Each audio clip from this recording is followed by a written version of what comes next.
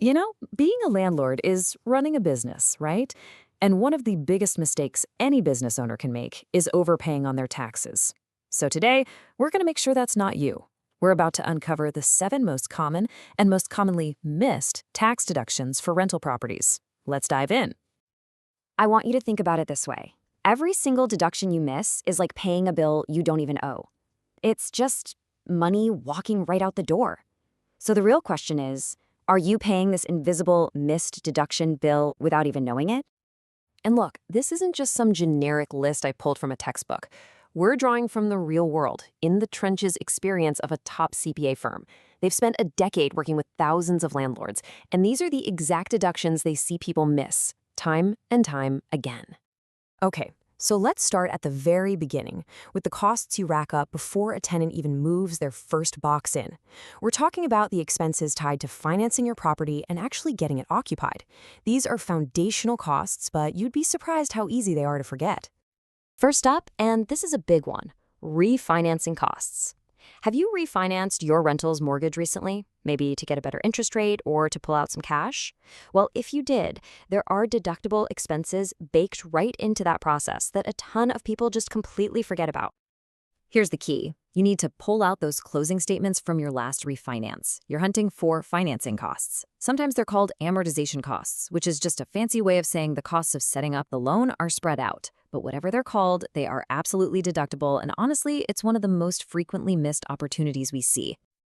All right, next on our list, let's talk about broker commissions.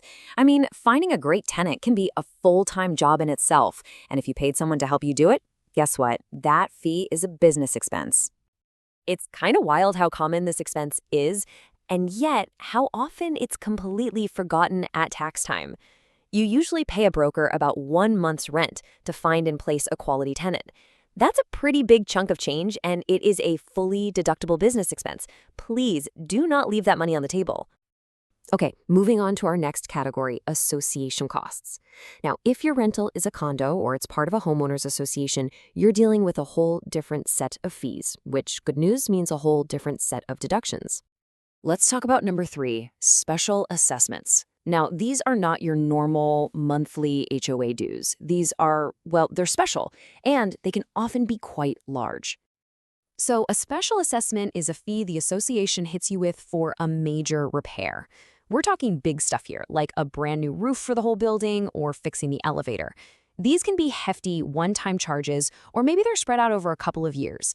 The critical thing to remember is that they are for repairs, and that's what makes them deductible. Since these fees can be thousands of dollars, missing this deduction is a really costly mistake.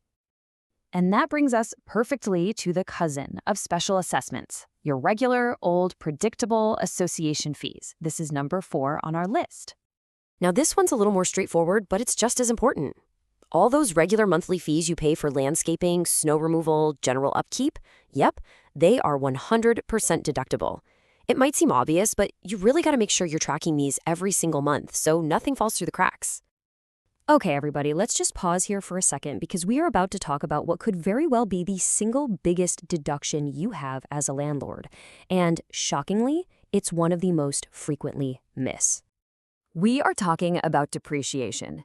This is an absolute powerhouse when it comes to reducing your taxable income. But it gets missed all the time because it's not a cash expense you physically pay out. It's what's called a paper deduction. And that's exactly why it's so easy to overlook. Hey, don't just take my word for it. The expert CPA we're sourcing this from puts it very bluntly. It might be your biggest deduction. We see it missed quite frequently. That right there tells you everything you need to know about why you have to get this one right. So what is it exactly?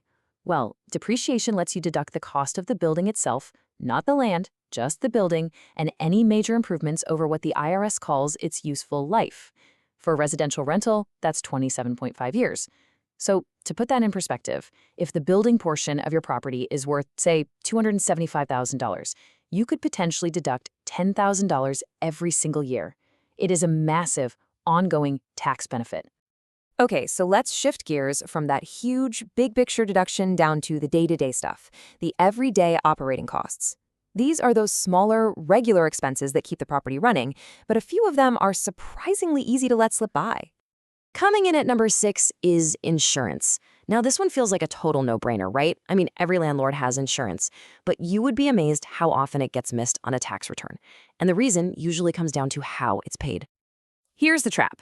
If your insurance premium gets rolled into your mortgage payment and then paid out of an escrow account, it's not a direct check you're writing. It's easy to just forget it's even there.